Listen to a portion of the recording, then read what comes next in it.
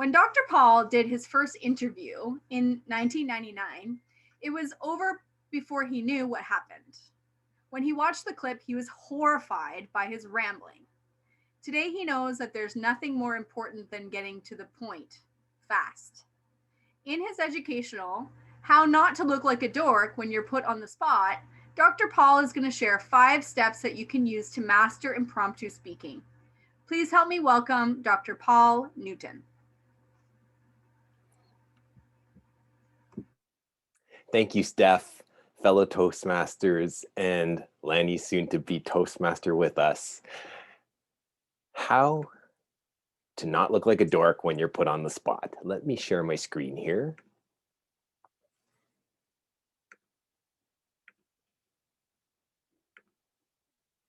Great. And let me just make sure I see Brenda. There she is.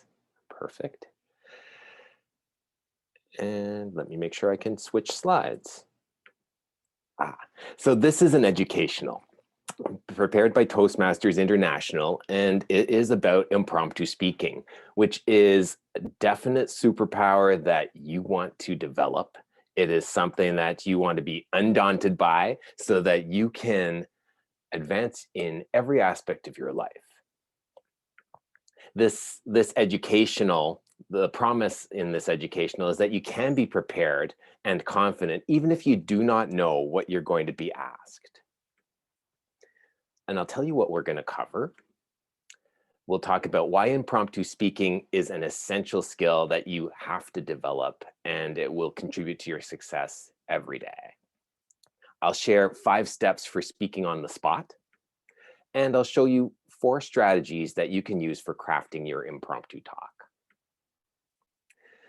Now, impromptu speaking is something that happens every day. Whether you like it or not, you're already doing it. So you may as well just get used to it and get good at it, because it comes up in so many fashions, and your ability to do it well can have a huge impact on the results that you get, on how you convince people, and on your overall success. So just imagine how many job interviews that you've experienced where you've been asked questions that you didn't understand or did not know what was going to be asked beforehand. Applying the skills that we're going to talk about today will help you if you're doing a job interview or being interviewed for any other reason. There's so many places this can come in handy. Your telephone conversations, you know how painful it is just being stuck on the phone with somebody and you can't get off? Being able to get to the point is an impromptu speaking superpower. Chatting with customer service. This is a fun one because we all know how exciting being on the phone and waiting to get to the right person and having that same conversation over and over again can be. If you're a good impromptu speaker, you can make things happen. And just talking to coworkers. Our conversations are all impromptu speeches, and sometimes we're more comfortable than other times, but using the approach that we use, that we will be looking at today, will help you to make the impromptu conversations more impactful, memorable, and fun. Now let's talk about some of the pitfalls that get people in trouble when they're doing impromptu speaking. Now, this can be applied to everyday life, but also in table topics. And here we have a really safe environment where we can practice and get feedback without being judged. And it's really good to observe and see what other people are doing when they're speaking, because you can apply it to yourself. And you can learn from what they've done well and what they do wrong. But these are things that we'll see every week in our impromptu speaking in the table topics section. And we have a special section today with a very special person who's going to put you all on the spot. So look forward to this and look out for these pitfalls. Answering before you know the question. This is a big problem in our society because people don't listen, as in contradiction to what Delphi was sharing with us earlier. Using verbal placeholders, we've got an counter for that. Overanalyzing, rambling, certainly been there, and not making a point. Now here's 5 questions for answering on the spot like a pregnant lady, I guess, or like a pro. So listen, that's the first thing. You want to make sure that you actually hear. Pause. These are things that we hear coming up all the time in our feedback for our speeches. Use the pauses. Confirm, and I'm going to get into all these later. Tell and end. That's get to the point. Instead of saying, that's all I got, or the end, or sitting down awkwardly, have a conclusion. Then we're going to get into the strategy that you can use to answer your question. And that only comes up after you've got a grasp on what is being asked of you. And here they are: express an opinion, show cause and effect, break into components and discuss, and use a timeline like past, present, or future. You will use one of these types of strategies to, once you've listened to the question and decided what's appropriate. I know it's a lot to pack into 2 minutes in table topics, but just keep these in mind. And because we have it every week, you can start to develop one skill at a time and just put one little thing in place. I know that for me, the past, present, and future aspect, I had learned that in, I think it was in improv class. And so I decided I was going to use that in a table topic the next class or the next Toastmasters meeting. And it worked really effectively. And that meeting, I actually did get the Table Topics Award. So having a strategy in mind when you come to the Table Topics stage, you can really add impact to what you say. So just pick one. And I'll go through this in a little bit. Now, the first step of the 5 steps for doing your table topics. So when you're standing or you're sitting there waiting to hear what your question will be, and you're wondering if you can even answer it, well, just listen. Let the speaker complete, or the table topics master complete the question and get a full understanding. How many times have you been talking to somebody where they start answering before you even get your question out? That's because they're thinking ahead of what you're talking about and they're not listening to you. This is an invaluable skill that will pay off forever. It's used in every aspect of communications, and I can tell you it's the biggest component in closing a sale as well, or convincing somebody. When people feel heard, they feel like you get them, and they're much more open to participating with you. So listening is the first step that you want to really grasp when you're doing your table topics. The second one is the pause. And we've all heard this, that we need to make more pauses in our speaking.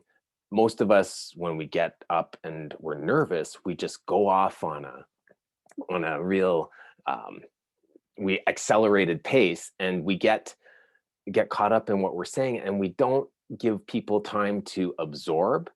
We don't give time for our jokes to land. We don't let any humor kick in. So when you say something and you want people to really take it in, just stop.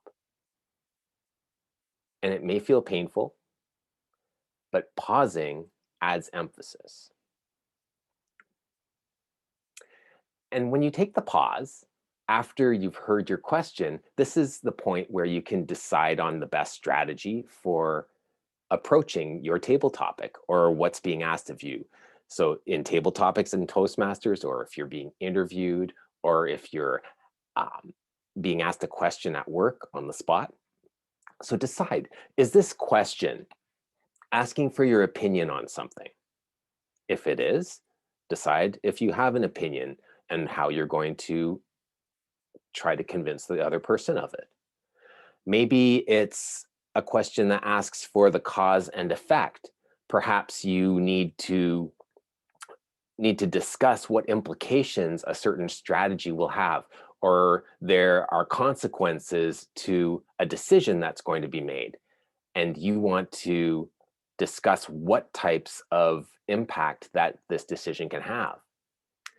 maybe the question is a complex issue and there's a few different parts of it you want to address. You can break that question into components and say, well, there's 3 things that I want to discuss here. Now, if you have 2 minutes, maybe there's time for 1 or 2 points. In a whole talk, 3 points can work. So choose what you're going to address and then get to the point. And then finally, people may ask you about a time where something happened to you, maybe something in the past, or how things have influenced you over your lifetime, or how things have changed in how you see a certain topic. These are aspects that can be addressed well with a timeline. So decide on the best strategy. Now, we're going to jump back into the 5 steps. I know I kind of pulled in the 4 different components of the strategy. And just a quick question to Brenda: is this are you timing me for 5 to 7 minutes or 10 to 15?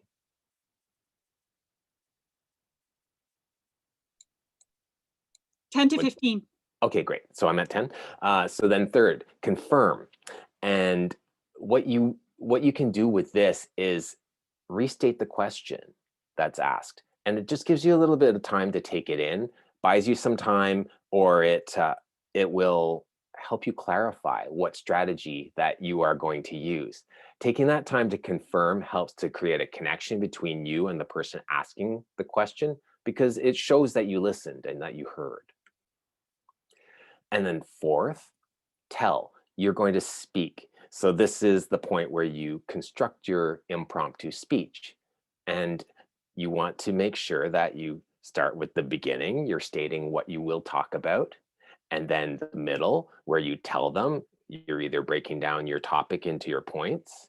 You can use your timeline, use all the different strategies that we talked about, but you are going to deliver your speech. And then finally, this is the most important thing, is conclude. End on the point that you want to make, whether it's restating the most key point or it is actually telling people that this is the end of what I'm saying, so you don't just sit down awkwardly. Now, I want to tell you that you've got this. This is a hard skill to grasp. It's something that you can develop over time, but you're already doing it. So don't beat yourself up if you forget all the steps. Just pick one and work with it. And remember to be confident, be brief, and just be sincere. When you're being yourself, that's when you have the time and the comfort level to bring out your humor, to share your experiences, and make a really profound point about something you're being asked. It's really amazing that people can be asked a question and give a totally different answer to almost a different question and still seem like they did a really good job of answering the question. And we see this in table topics all the time. So being confident, brief, and sincere helps you to really show that you are on top of things, that you can be trusted, that you're competent, and this superpower of impromptu speaking can really advance you in every aspect of your life. So remember, impromptu speaking is something you do every day. It's a skill that you're developing right here, and it doesn't have to be hard. Back to you, Madam Chair.